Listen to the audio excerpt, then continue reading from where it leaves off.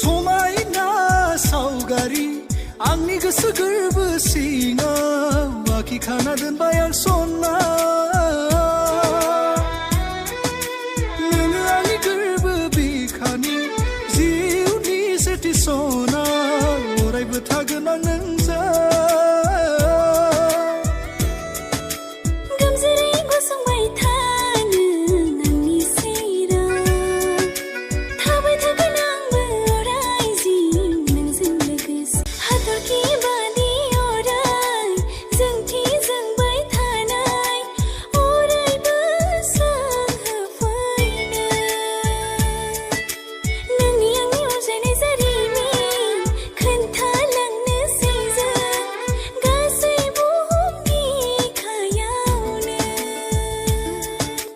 गांहाबनाय आंनि गोसो सोलेरखौ